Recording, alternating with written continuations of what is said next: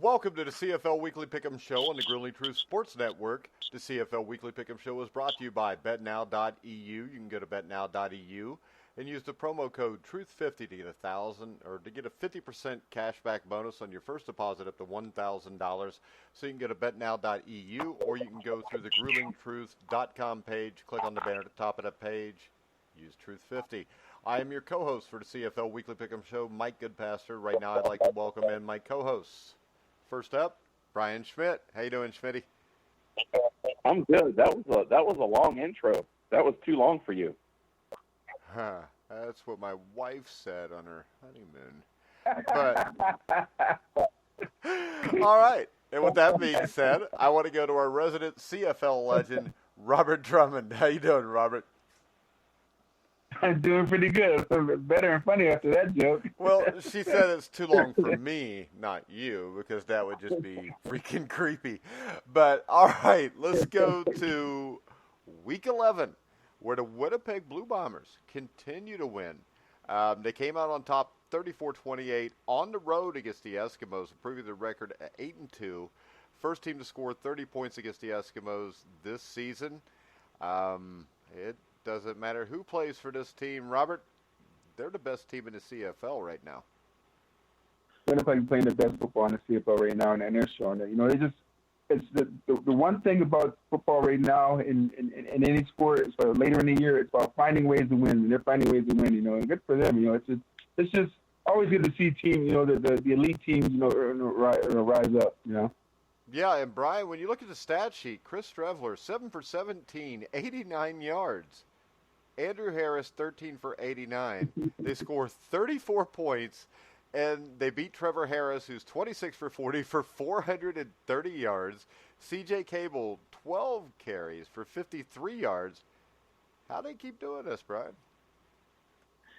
I'll tell you, sometimes stats don't tell a story, and this is one of those games where if you look at the stat sheet and you look at the score, you would think that it was, actually Edmonton that had the 34-28 win. I don't know how they keep doing it, but this is a huge win, especially we talked about last week with the schedule and everything they've got in front of them. This was one that, I think we all kind of thought, man, they not win this. And so to get this win on the road, this is a huge win. I don't know how they did it, but it's the stats.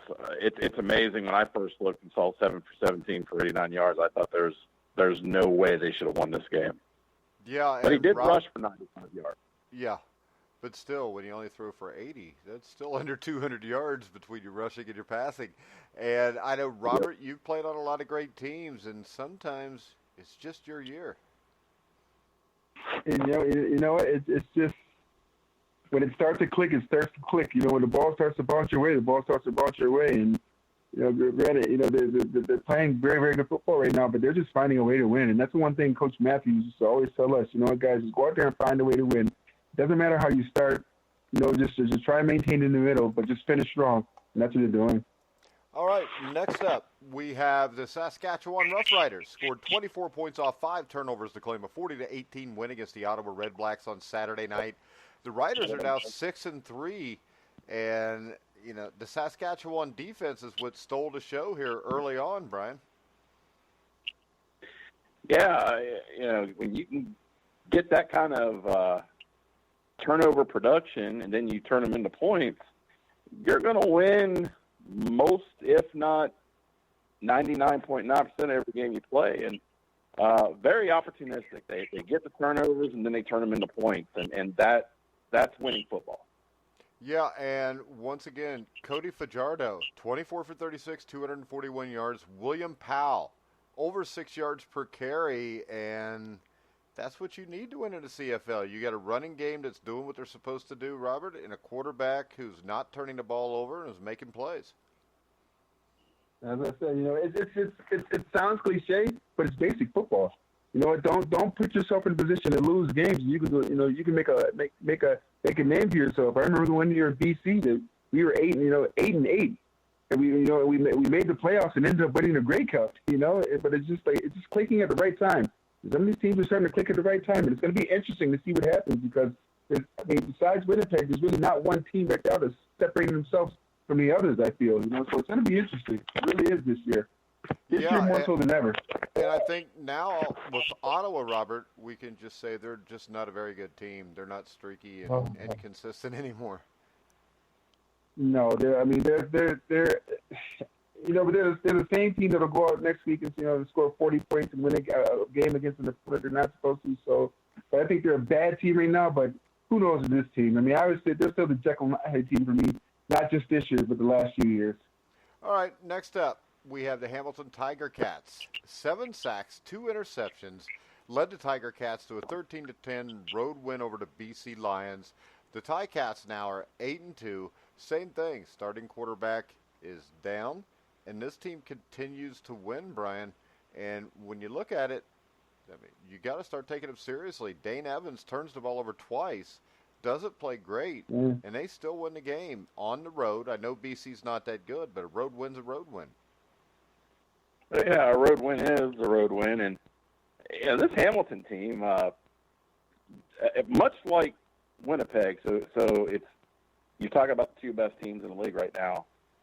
They find a way to get something done. We need defense to step up this game. Okay, fine, we win a 13-10 game. We've seen Hamilton do things offensively when the defense needs to be picked up. We've seen them do things special teams. They find a way to win, and that's an ingredient to a good football team is when you find ways to win. You're not a one-dimensional team. You don't have to rely just on your offense. You don't have to rely just on your defense. You find a way to win every week, and that's what Hamilton's doing right now. And BC, just how far have they fallen? I don't think anybody really solve this kind of a fall right now, but they've really fallen right now. Yeah, they might be the worst team in the CFL right now. Robert, Marshall Cameron, once again, another nice game, 13 carries for 66 yards, which always helps out a young quarterback. It does. It just a ground game. I mean, I say it before and I say it all the time. A ground game gives a quarterback the luxury of being able to put yourself in second and short. Second and short, what a lot of people don't understand, is huge in football, or which we call second and medium. If it's second down, anywhere from 6 to 7, from 6 to 7 yards, you have the game. That's tough because it changes the play calling. But if it's second down and you have 5 yards or 4 yards or 3 yards a game, it's so much easier and makes it so much more relaxing and so much more efficient for quarterbacks and offensive coordinators to go in. So with Marshall, having a pretty good game out there, or any running back, of course, throughout the league, that it puts their quarterback in a position to be more successful and be more efficient in the plays they call. All right, now let's talk about the Toronto Argonauts, Robert, because they lost 28-22. A pair of touchdown passes by Vernon Adams Jr., but the Argonauts are getting better. Really? They are. I mean, they're not losing 47-0 anymore. Come on. Well, as far as gameplay, I agree. Yes, but gameplay doesn't equate to wins losses. A team's not judged by how well they play. They're judged by their wins and losses. Unfortunately, just need to find a way to believe in themselves and be able to go out there and just play with heart. That's one thing I will say about them, because as we were saying a week ago, that Montreal is a very, very good team and getting stronger. And to play Montreal this close, is pretty good. Granted, it's an Eastern rivalry, but I give Toronto players a lot of credit, because at this point in the year, a lot of players could shut it down for fear of getting injured and a chance for free agency. Yeah, and the improving player here for Toronto is Bethel Thompson-McLeod, 36 for 47, 2 touchdowns, no interceptions, Brian. So there is a ray of hope, at least somewhat, isn't there, in Toronto? Oh, yeah, there's a few shining moments. Man, you guys are so negative tonight. I'll tell you what. It still feels like you're putting lipstick on a pig. But I'm just. Hey, my wife also did that on our honeymoon.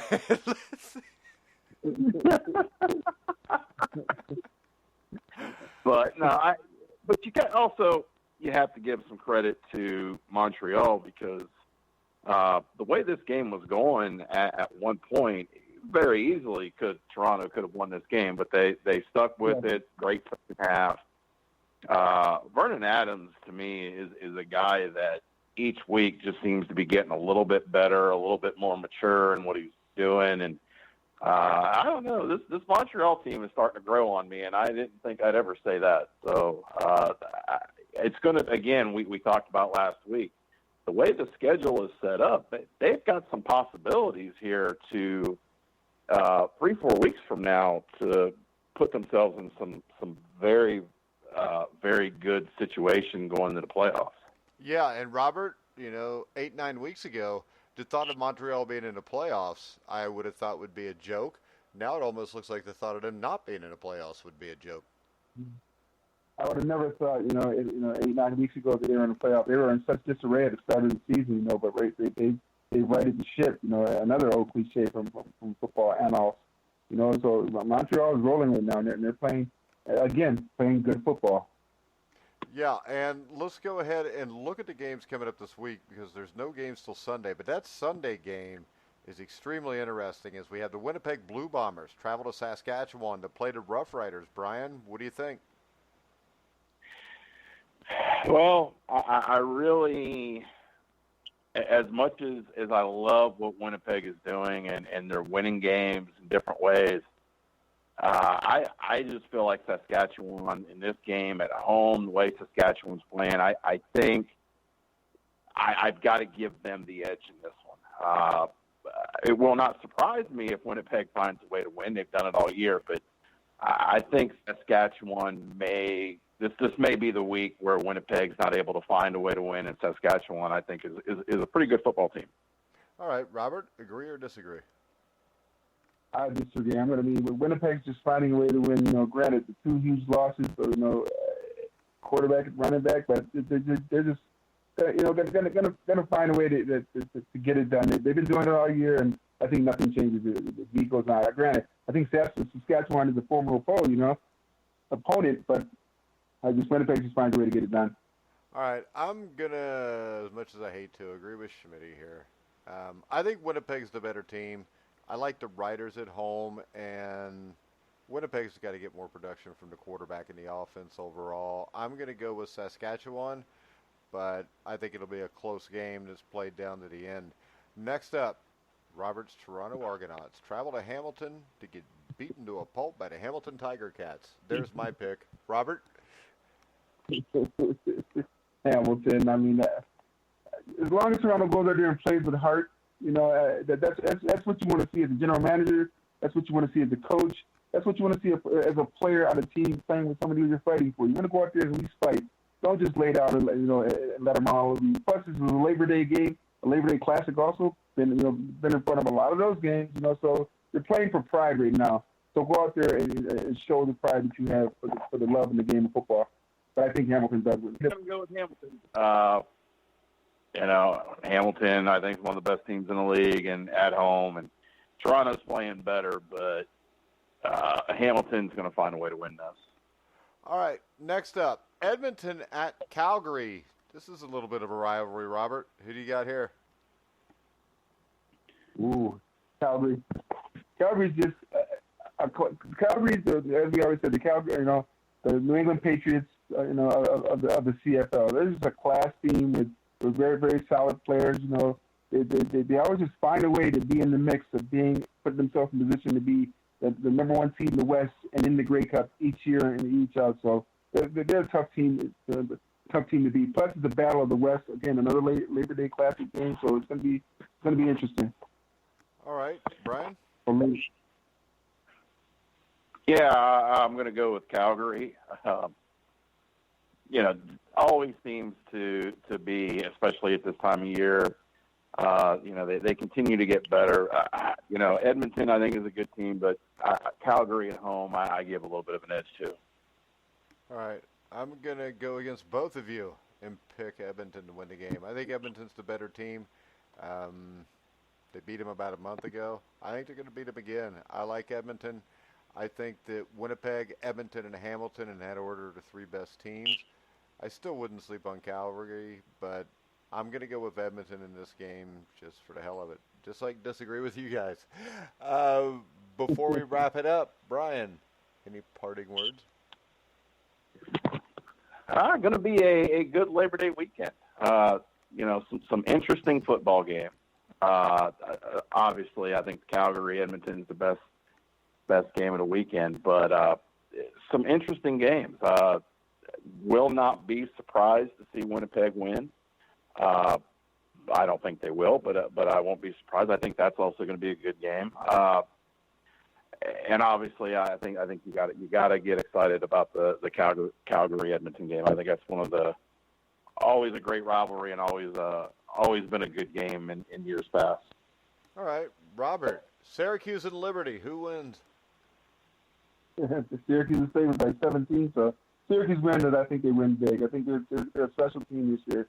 If that O-line can patchwork the three seniors that they've missed, I think Tommy DeVito could have a very, very good year. They're a solid team, so it'll be very interesting. They're talking them up big time, so I hope they better show up. Well, I guarantee you this: their offensive line's better than Miami of Florida's. Yeah, they weren't that good. I saw that game also. Wow. That was horrible. Both teams' offensive lines were bad, but Florida's actually looked average compared to Miami's. All right, guys. We will be back next Wednesday night again. Short week this week of only 3 games. We're done 5 minutes sooner than normal. But make sure you check us out next Wednesday night at 9 o'clock Eastern also. I want to thank Brian and Robert for coming on. I want to remind everybody, betnow.eu, promo code TRUTH50. You can hear all of our podcasts on iHeartRadio, iTunes, TuneIn, Spreaker, Stitcher, Spotify, wherever you find sports podcasts, you'll find The Grueling Truth. So for Brian Schmidt, Robert Drummond, I'm Mike Goodpaster. You've been listening to The Grueling Truth, where the legends speak.